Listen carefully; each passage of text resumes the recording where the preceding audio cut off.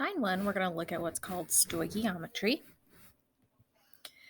First, we'll look at what is called composition stoichiometry. And when you think of composition, you're looking at what is something made of. And we're going to be looking at the mass relationships of different compounds. So, one thing that you are going to need to remember is finding mass. So, let's say we have NaCl. So, to find the mass of NaCl, we're going to add the mass of Na, which, if you look that up on the periodic table, is going to tell you it is 22.99. So, right now we're just going to say 23 grams, and chlorine is 35 grams. So, the total of NaCl would be 58 grams. And again, I'm rounding, but when you're doing homework problems, make sure that you carry these out to 2 decimal places because it's going to be important for accuracy on your problems a little bit later.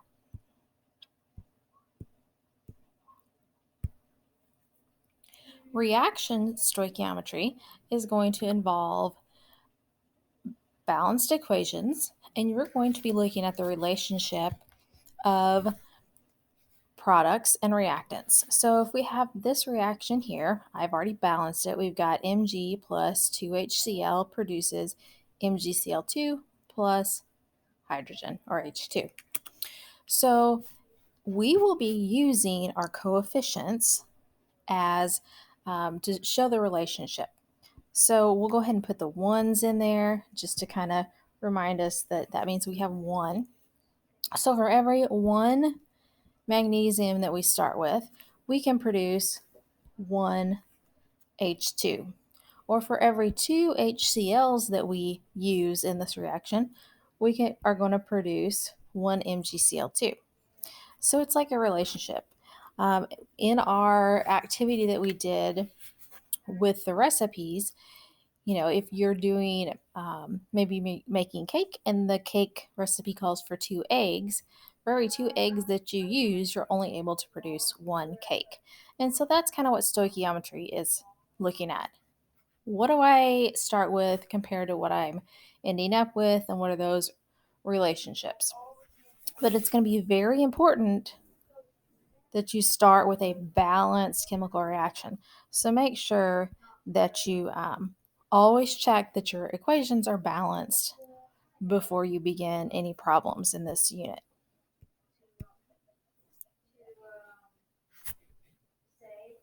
Now, the types of problems we're going to be doing, we've done before, just with individual compounds or individual elements themselves. So mole to mole ratio problems, gram to gram, gram to mole to mole. So conversions that we've done. But now we're going to be using what are called mole ratios. And a mole ratio is just looking at the comparison of one substance to another in a reaction. And so we're going to use this like a conversion factor. And we're going to get this mole ratio from those coefficients. And that's why you have to have a balanced chemical equation.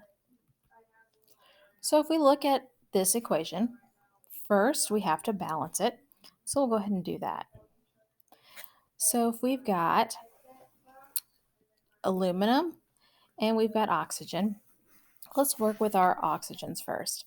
So I have 3 on the reactant side and 2 on the product side. So I'm going to put a 3 here and a 2 over here. So now I have 6 oxygens on each side.